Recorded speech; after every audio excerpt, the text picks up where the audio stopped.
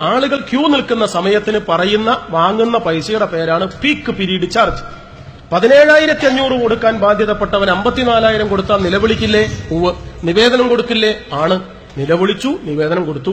Government പറഞ്ഞു ഒന്നിച്ച് താങ്ങാൻ സഹായിക്കാൻ പൈസ ഇല്ല, മൂട്ടിലൊന്ന് താങ്ങിത്തരാം. അതിന്റെ പേരാണ് സഖാക്കളെ ഹജ്ജ് സബ്സിഡി. ഹജ്ജ് സബ്സിഡി സാധ്യമാക്കിയിരുന്ന ഒരു നിയമം ഇപ്പല്ല, അതുകൊണ്ട് ആക്കിയിരുന്ന പാസ്റ്റ് ടെൻസ് പ്രസന്റ് അല്ല. ഉണ്ടായിരുന്നൊരു നിയമം മലയാളത്തിലാക്കി ഞങ്ങളോട് പറയാം എളുപ്പത്തിന്. ഇന്ത്യയിൽ മുസ്ലിങ്ങൾക്ക് ഹജ്ജിന് സബ്സിഡി കിട്ടിയിരുന്ന ഒരു നിയമമുണ്ട്, സാധ്യമാക്കിയിരുന്ന ഒരു നിയമം. അതിങ്ങനെയാണ്: ഇന്ത്യ രാജ്യത്തിന് പുറത്ത് തീർത്ഥാടനത്തിന് പോകുന്ന സകല മതവിശ്വാസികൾക്കും യാത്രാ ചെലവിന്റെ ഒരു ഭാഗം ഗവൺമെന്റ് സബ്സിഡി നൽകും. തെറ്റിപ്പോവരുതേ, ഇന്ത്യക്ക് പുറത്ത്, അകത്തു പോയാൽ കിട്ടില്ല. തീർത്ഥാടനത്തിന് കച്ചവടത്തിന് പോയാൽ തരില്ല. ഇന്ത്യക്ക് പുറത്ത് തീർത്ഥാടനത്തിന് പോകുന്ന സകല മതവിശ്വാസിക്കും ഇന്നാക്കുന്നില്ല. യാത്രാ ചെലവിന്റെ ഒരു ഭാഗം ഗവൺമെന്റ് സബ്സിഡൈസ് ചെയ്യും, അനുമതി കൊടുക്കും. അങ്ങനെയാ സഹായിക്കുന്ന. ഇന്ത്യക്ക് പുറത്താണ് മക്കത്തെ കഅബ. ചോറ്റാനിക്കര, കാടാമ്പുഴ, മുത്തപ്പൻകാവ്, പിഷാരിക്കാവ്, വൈക്കം, ഏറ്റുമാനൂർ, ശബരിമല, ഗുരുവായൂർ, ഇതൊക്കെ ഇന്ത്യക്കകത്താ. ഉറങ്ങണതിനനുസരിച്ചല്ലേ കൂർക്കം വലിക്കുക.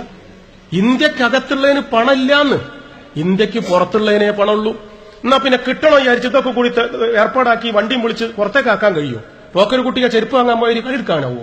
പോക്കൊരു കുട്ടിക്ക് വേണ്ടത് 7 ഇഞ്ച് ചെരുപ്പാ. മൂപ്പര് പൊടിയെ പോയി ചോദിച്ചു 7 ഇഞ്ച് അവായിക്ക് എന്താ വില? 220. 10 ഇഞ്ചിനോ? 220. എന്നാ അങ്ങനെ നിങ്ങൾ ലാഭാക്കണ്ട, 10 ഇഞ്ച് നമ്മോ എന്തിന് 7 മതി. മനസ്സിലായില്ല നിങ്ങൾ? ഈ ജാതി പൊട്ടത്തരം കളിക്കാൻ കഴിയും? ഇന്ത്യ രാജ്യത്തിനകത്തുള്ളതിന് പണം കൊടുക്കാൻ ഇന്ത്യയിൽ വ്യവസ്ഥയില്ല. ഇന്ത്യക്ക് പുറത്തുള്ളതിന് കൊടുക്കാൻ വ്യവസ്ഥയുണ്ടായിരുന്നു. പ്രിയപ്പെട്ടവരെ മനസ്സിലാക്കണം, വ്യക്തതയ്ക്ക് വേണ്ടി പറയാണ്. ഇന്ത്യക്കകത്ത് തീർത്ഥാടനത്തിന് പോകുന്ന ലക്ഷക്കണക്കിന് മുസ്ലിങ്ങളുണ്ട്. അജ്മീർ ഉൾപ്പെടെയുള്ള തീർത്ഥാടന കേന്ദ്രങ്ങളിൽ ഒരു വർഷം ലക്ഷങ്ങളാണ് സന്ദർശനം നടത്തുന്നത്. ഇന്ത്യക്കകത്തുള്ള തീർത്ഥാടന കേന്ദ്രങ്ങളിൽ മുസ്ലിങ്ങൾ പോയാൽ ഒരു നയാ പൈസ കൊടുക്കണില്ല. ഇന്ത്യക്കകത്തുള്ള ഹിന്ദു ക്ഷേത്രങ്ങളിൽ തീർത്ഥാടനത്തിന് പോയാൽ ഒരു നയാ പൈസ കിട്ടില്ല. ഇന്ത്യക്ക് പുറത്തുള്ള മുസ്ലിം കേന്ദ്രങ്ങളിൽ പോയാൽ എമ്പാടും പൈസ കിട്ടും. ഇന്ത്യക്ക് പുറത്തുള്ള ഹിന്ദു കേന്ദ്രങ്ങളിൽ പോയാലും എമ്പാടും പൈസ കിട്ടും. അപ്പൊ ഒരു സംശയം, ഇന്ത്യക്ക് പുറത്ത് ഹിന്ദുക്കൾക്ക് തീർത്ഥാടന കേന്ദ്രമുണ്ടോ? ഉണ്ട്. ഏതാ? ഒന്ന് ഞാൻ പറയാൻ നേരമില്ലാത്തതുകൊണ്ട്. മാനസ സരോവരം. അത് ഇന്ത്യക്ക് പുറത്താണ്, ടിബറ്റ് എന്ന് പറയുന്ന രാജ്യത്താണ്.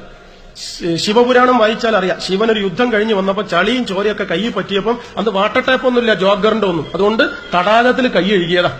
ആ തടാകത്തിലെ കൈ കഴുകാൻ ഉപയോഗിച്ച തടാകമാണ്, ലേക്കാണ് മാനസ സരോവരം.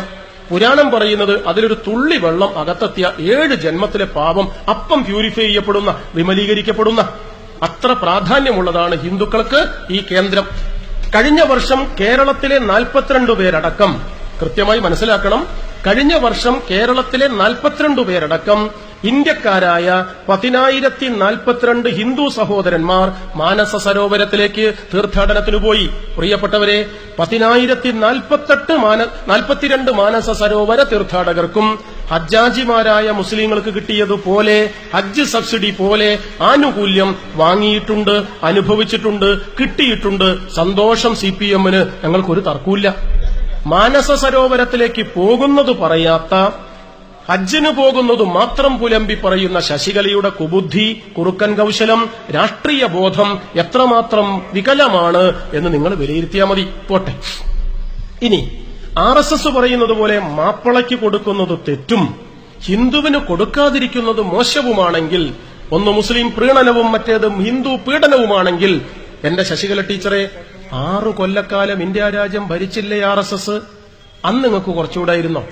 അടൽജി, അഡ്വാൻജി, മുരളി മനോഹർ ജോഷിജി, കേരളത്തിൽ നിന്നോ രാജഗോപാൽ ജി ഒക്കെ വലക്കൊക്കെ ചുറ്റിടും പോലെയാണ് നിങ്ങൾ പേര് പറയുക. ജി കൂട്ടിയിട്ടാണല്ലോ. ഇവരൊക്കെ രാജ്യം ഭരിച്ചതാ. RSSകാർ ഇന്ത്യ രാജ്യം ഭരിച്ച 6 കൊല്ലക്കാലത്തിനിടയിൽ എന്തേ 50 കാശ് കുറയ്ക്കാതിരുന്നു ഹജ്ജ് സബ്സിഡി? നിങ്ങളല്ലേ ഭരിച്ചത്. കോഴിക്കോട്ടെ നാടൻ പ്രയോഗം പറഞ്ഞ ഞങ്ങൾക്ക് തിരിയോന്നറിയില്ല. കൈകൊണ്ടെത്തുന്ന കായ പിന്നെ താഴത്തെന്നാരെയും തോണ്ടിക്കളിക്കണോ? പറിച്ചിങ്ങോട്ട് ഇറങ്ങിയാ പോരെ. കൈകൊണ്ടെത്തുന്നതെന്തിന് തോട്ടികെട്ടി തോണ്ടിക്കളിക്കുന്നു? 6 കൊല്ലക്കാലം അധികാരത്തിലുണ്ടായിരുന്നില്ലേ RSS? 50 പൈസ കുറച്ചോ ഹജ്ജ് സബ്സിഡി? മാപ്പിളാർക്ക് കൊടുക്കുന്ന തെമ്മാടിത്തം കുറക്കില്ല. എന്താ കാരണം അറിയോ? 3 മുസ്ലിം മന്ത്രിമാരുണ്ടായിരുന്നു കേന്ദ്രമന്ത്രിസഭയിൽ. മുഷ്താഖ് അബ്ബാസ്, അലി നഖ്വി, മുഹമ്മദ് സിക്കന്ദർ ഭക്ത്, സയ്യിദ് ഷാനവാസ് ഹുസൈൻ. 3 മുസ്ലിമാ. അവനും കൂടി ഒപ്പുവെച്ചാലേ വാജ്പേയിയുടെ കാൽമുട്ടിന്റെ ചിരട്ട മാറ്റിവെക്കാൻ കുമരകത്തേക്ക് വരുമ്പം കരിമീൻ പൊള്ളിച്ചത് തിന്നാൻ കാശു പാസാവൂ. മനസ്സിലായോ? RSSന്റെ കേന്ദ്രമന്ത്രിസഭയിൽ മന്ത്രിമാരായ മുസ്ലിങ്ങൾ 3 പേർ കൂടി ഒപ്പുവെച്ചാലേ നിയമം പാസ്സാകൂ. അതുകൊണ്ടാണ് RSS അത് ചെയ്യാതിരുന്നത്. മറക്കണ്ട, അന്നു ചെയ്യാതിരുന്ന RSS ശശികല ഇപ്പൊ പറയാണ് അബ്ദുറഹിമാന്റെ പള്ളക്ക് കയറ്റാൻ അരവിന്ദാക്ഷ കൊടാള് മൂർച്ച കൂട്ടിക്കോന്ന് നാട്ടുകാരെ പറ്റിക്കുകയാണ്. അതുകൊണ്ട് നാം അത് തിരിച്ചറിയണം. ശശികലയുടെ മറ്റൊരു പ്രസംഗം, മുസ്ലിം ബനാറസ് സർവകലാശാലയുണ്ട് ഇന്ത്യയിൽ. കേൾക്കുമ്പോ വിചാരിക്കും മാപ്പിളാന്റെ പൊരായെത്താണ്. അപ്പൊ NDFന്റെ പ്രസംഗം അപ്പുറത്തെ കവലയെന്ന്. ഹിന്ദു ബനാറസ് സർവകലാശാലയുണ്ട്. കഴിഞ്ഞത് ഞാൻ പറഞ്ഞില്ല, ഇത് ഉടുക്കാത്തത് മറ്റേത് ഉടുത്തവരാന്ത്. നടുക്കണം മേലോട്ട് നോക്കി നിൽക്കന്നെ. എടാ, അത് മുസ്ലിമിന്റെതാ, അല്ല ഇത് ഹിന്ദുവിന്റെതാ. പിന്നെ കുട്ടിയൊക്കെ പഠിക്കാൻ എവിടെയാ? രണ്ടും കുട്ടിയൊക്കെ പഠിക്കാനുള്ളതാ. ബനാറസ് ഹിന്ദു സർവകലാശാല ഹിന്ദുവിന്റേതല്ല, അലിഗഡ് മുസ്ലിം യൂണിവേഴ്സിറ്റി മുസൽമാന്റേതല്ല. പഠനത്തിനു പ്രവേശനം യോഗ്യത മാനദണ്ഡം. അങ്ങനെയാ, അല്ലാതെ നിസ്കരിക്കാനല്ല ഇവിടെ മുസ്ലിം അലിഗഡ് യൂണിവേഴ്സിറ്റി. ഗണപതി ഹോമത്തിനല്ല അവിടെ പഠിപ്പിക്കുന്നത് ബനാറസ് ഹിന്ദു സർവകലാശാല. മനസ്സിലായില്ലേ? ഹിന്ദു ബനാറസിലേക്കും അലിഗഡ് മുസ്ലിം യൂണിവേഴ്സിറ്റിയിലേക്കും പ്രവേശനം മാർക്ക് നോക്കിയാണ്.